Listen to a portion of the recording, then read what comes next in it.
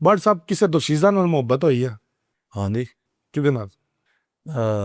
ਸਭ ਤੋਂ ਪਹਿਲੇ ਹੈ ਸੀ ਇੱਕ ਸਾਡੇ ਰਿਲੇਟਿਵ ਦੇ ਸੀ ਸਨ, ਉਹਦੇ ਬੇਟੇ ਮੈਂ ਵਾਹਵਾ ਦੇਰ ਰਿਹਾ ਕੋਈ 5-6 ਸਾਲ।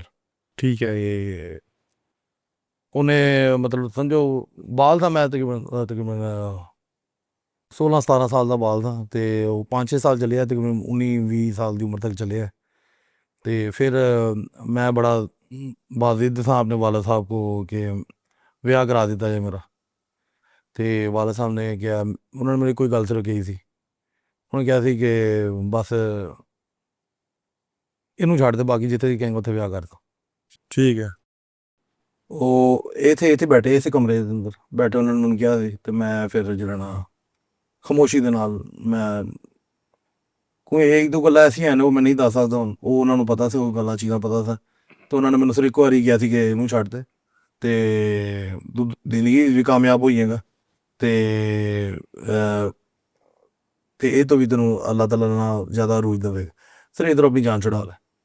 ਤੇ ਉਹਨਾਂ ਨੇ ਜਦੋਂ ਫਿਰ ਮੈਨੂੰ ਇੱਕ ਵਾਰੀ ਜਦੋਂ ਕਿਹਾ ਸੀ ਇਸੇ ਕਮਰੇ 'ਚ ਬੈਠੇ, ਮੈਂ ਫਿਰ ਉਹ ਤੋਂ ਬਾਅਦ ਛੱਡ ਦਿੱਤਾ ਸੀ। ਫਿਰ ਉਹ ਤੋਂ ਬਾਅਦ ਨਹੀਂ ਮੈਂ, ਫਿਰ ਅੱਲਾਹ ਤਾਲਾ ਨੇ ਉਹ ਰੂਜ ਦਿੱਤਾ ਕਿ ਮੇਰੀ ਸੋਚ ਵੀ ਉੱਥੇ ਤੱਕ ਨਹੀਂ ਜਾ ਸਕਦੀ। ਤੇ ਇਹ ਮੇਰਾ ਖਿਆਲ ਹੈ ਕਿ ਬੇਸ਼ੱਕ ਮੈਂ ਉਹਨੂੰ ਛੱਡਿਆ ਜਾਂ ਉਹਨੂੰ ਵੀ ਤਕਲੀਫ ਮੈਂ ਦਿੱਤੀ ਹੋਏਗੀ, ਕਿਸੇ ਦੀ ਦਿਲਦਾਰੀ ਕਰਨਾ ਜਾਂ ਕੁਛ ਵੀ ਕਰਨਾ, ਲੇਕਿਨ ਮੈਂ ਆਪਣੇ ਪਿਓ ਦੇ ਸਿਰ ਦੇ ਉੱਤੇ ਉਹ ਕੀਤਾ।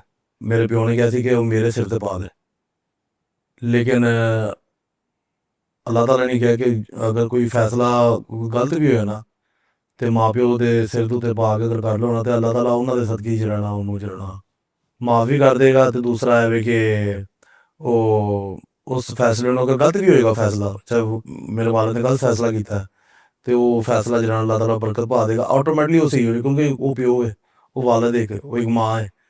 ਅਗਰ ਕੋਈ ਗਲਤ ਫੈਸਲਾ ਵੀ ਕਰਨ ਦੇ, ਤੇ ਲੇਕਿਨ ਅੱਲਾਹ ਤਾਲਾ ਆਟੋਮੈਟਿਕਲੀ ਉਹਦੇ 'ਚ, ਮੈਨੂੰ ਲੱਗਦਾ ਐਸਾ ਹੈ ਕਿ ਉਹਦੇ 'ਚ ਬਰਕਤ ਪਾ ਦਿੰਦਾ, ਤੇ ਉਹ ਫੈਸਲੇ ਨੂੰ ਬਿਹਤਰ ਕਰ ਦਿੰਦੇ ਮੇਰੇ ਹੱਕ ਦੇ ਅੰਦਰ।